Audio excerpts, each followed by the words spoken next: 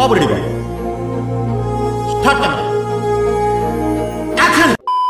ఈ రాష్ట్రానికి ఒక ఎకనామిక్ పవర్ హౌస్ ఉండాలి. ఒక ఎకనామిక్ పవర్ హౌస్ అనేది రాష్ట్రానికి లేకపోతే, ఒక హైదరాబాదో, ఒక బెంగళూరు, ఒక చెన్నైయో ఇటువంటి నగరాలు ఏ రాష్ట్రానికైనా లేకపోతే రాష్ట్రానికి సంబంధించిన ఆదాయాలు ఎప్పటికీ కూడా రాజధాని ఇంతవరకు కట్టడాలు లేదా? అయ్యో బాహుబలి సినిమా అయిపోయింది, ఇంతవరకు కట్టడాలు లేవా?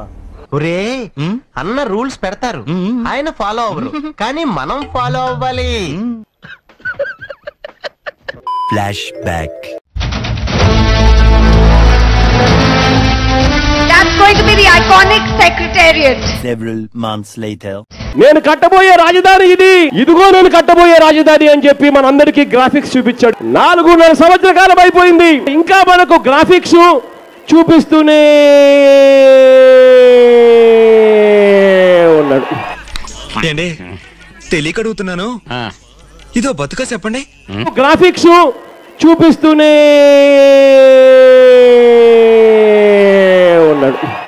నువ్వేం పీకి గట్టలు కట్టినావు? నువ్వేమన్నా ప్రభాస్వా? మొత్తం మహేష్మతి నువ్వు చేయబట్టి నడుస్తుంది.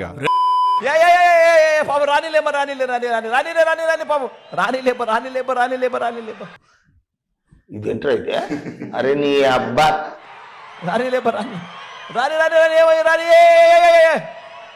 రాని పాపం నాకు అర్థం కాలేదు సార్. Okay okay okay.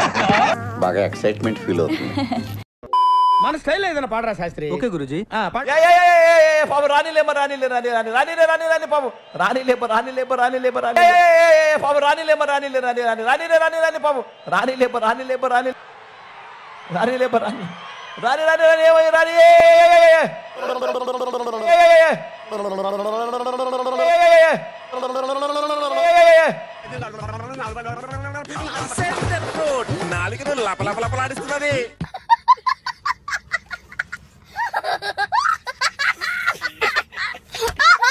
మా జగన్ అన్న కోసం నా భర్తనే నేను వదులుకుంటున్నా. ఎందుకు? ఆయన ఏమన్నాడు? తెలుగుదేశం ఏమన్నాడు? నేను చేది ఫ్యాన్ కి, నేను పక్కా జగన్ పార్టీ. వెళ్ళిపోయాడు, నన్ను వదిలేసి వెళ్ళిపోయాడు. మంచి మంచి కట్టుబాట్లు సార్. దానికి సాక్ష్యం మేమే. సాక్ష్యం. ఎందుకు అలా అరుస్తున్నావు? ఊరుకొక్క ఏమైనా కలిసిందా? మెల్లగా చెప్పు. ఒక్కళ్ళు ఓటేయాలి, తిన్న ప్రతి తిండికి. అదే గొంతు, అదే గొంతు. ఎస్, తార్ రోడ్ మీద రేకు డబ్బతో గీకితే వచ్చే సౌండ్. ప్రతి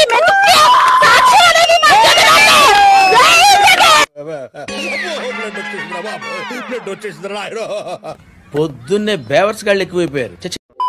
టీడీపీని నమ్ముకుంటే విద్యార్థులు జైళ్ళకి వెళ్తారు. పవన్ కళ్యాణ్ నమ్మితే విద్యార్థులు సినిమా రిలీజులకు వెళ్తారు. కానీ జగనన్నని నమ్ముకుంటే ఎంత కూరుంటే అమ్ము, ఎంత పోపుంటే అమ్ము.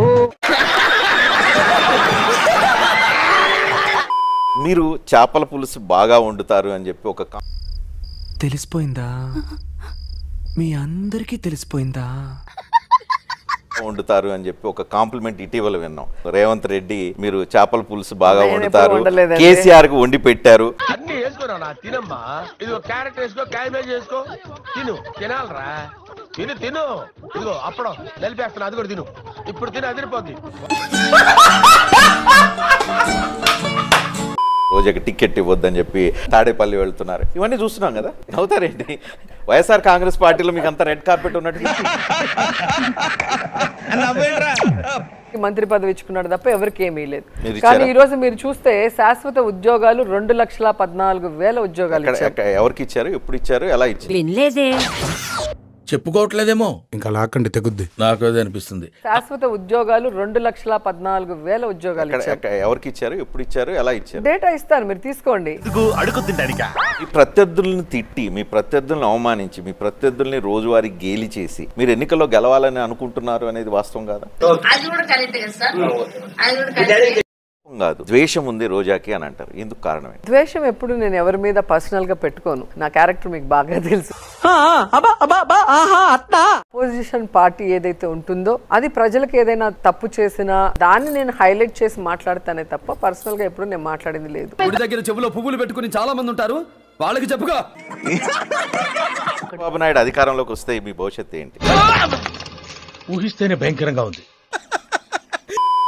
నేను పవన్ కళ్యాణ్ ఛాలెంజ్ చేస్తున్నా, నీకు ఇప్పటికే 55 ఏళ్ళు వచ్చింది గాడిదకి వచ్చినట్టు, 55 ఏళ్ళు వచ్చింది గాడిదకి వచ్చినట్టు. ఆ క్షణం నా చేతిలో కత్తుంటే వాడి బాడీ పంచగుట్ట శ్మశానంలోను, నా బట్టలు చెంచలు కూడా జైల్లోనూ ఉండేది. నీకు ఇంకా 45 ఏళ్ళ టైం ఇస్తున్నా, అంటే జీవితకాలం ఇస్తున్నా. జగన్ సార్ చిటికెన వేల మీద ఉన్న వెంట్రుకను కూడా నువ్వు పీకలేవని నేను చెప్తున్నా. జగన్ అన్న తీరు చూస్తే ఒక నాయకుడికి ఉండాల్సిన లక్షణాలు ఏవి కూడా లేవు అతనికి.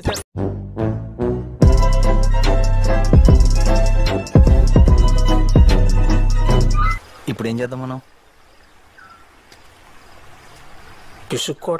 సో ఇది ఫ్రెండ్స్ ఈ రోజు వీడియో. సో ఈ వీడియో చూస్తే ఒకసారైనా నవ్వుతే వీడియోకి లైక్ చేసి ఇలాంటి మరెన్నో ఫన్నీ ట్రోల్స్ కోసం నా ఛానల్ ని సబ్స్క్రైబ్ చేసుకోండి. నెక్స్ట్ వీడియోలో కలుద్దాం. అంతవరకు సైనింగ్ ఆఫ్. Bye bye. ఈ కార్యక్రమం ఇంతటితో సమాప్తం. రేపు ఇదే అలవాసులపై మళ్ళీ కలుసుకుందాం. అంతవరకు సెలవు మరి.